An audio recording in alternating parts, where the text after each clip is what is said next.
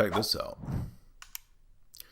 Vatican will host a LGBTQ plus event welcoming all of the LGBTQ plus Catholics at a prayer vigil called Church, a Home for All, starting from the borders.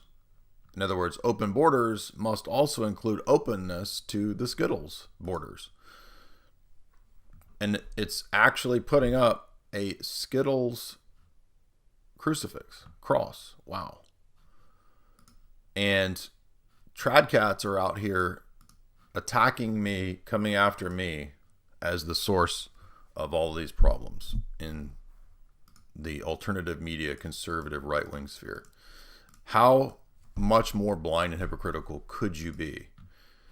I mean, if you can't see this, look at this and see who the real issue is, who the real problem is. The Vatican itself. All right, let's take a look at this event, see what's going on. Let's go to the actual website of a rainbow impressionist painting of the Vatican here with people in gay colors in a Catholic church ship. I guess it's supposed to be a ship. I don't know what that is.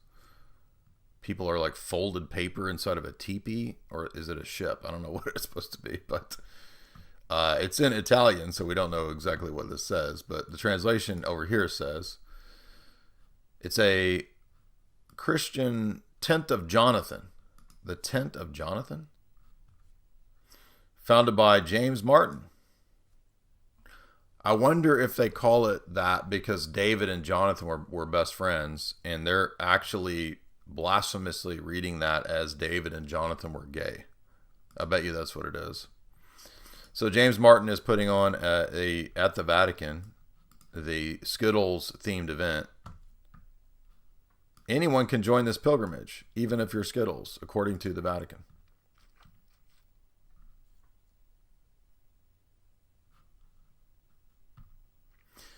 The program includes a prayer with Pope Leo XIV. Oh, but it's not the Vatican that's the problem. It's orthodox, it's ortho bros that are the problem. Now, this is going on, and then this is going on in society. How are you going to solve and heal the world and its problems and offer actual healing when the entity that runs your church, the Vatican, is promoting the very things that lead to this? Because the LGBTQ plus includes TRANZ, thus the Vatican is pro TRANZ. And most people can figure out the glaring demonic hypocrisy here. How can this be a sin against nature, a crime against nature? And now it's a Vatican promoted lifestyle. That's a contradiction in morals. Clear as day. You don't need a THD. You don't need to know all the nuances of the filioque and hypostasis and energetic procession when everybody can see that this is a total moral failure. Now remember, the Vatican isn't just infallible and indefectible in dogmatic ideas. It's faith and morals, meaning that it cannot teach or accept moral error or theological error or heresy, right?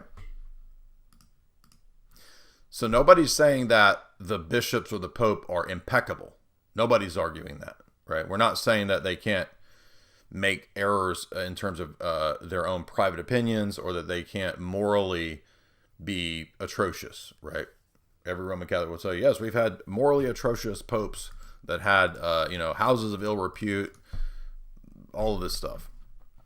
Yeah, but we're actually pointing out that, no, the Vatican actually is theologically and morally a failure because it contradicts the teaching on morals. That's the point. And how is this not evident with this? What I just showed you. Did I not share this? I thought for sure I shared this. Anyway. So, LGBTQ plus events celebrated and put on by the Vatican. Acceptance run by James Martin. Hello, they're not going to offer, they don't have the goods. They can't heal you. Or else they wouldn't be supporting and pushing those events. It's not rocket science to figure this out, guys.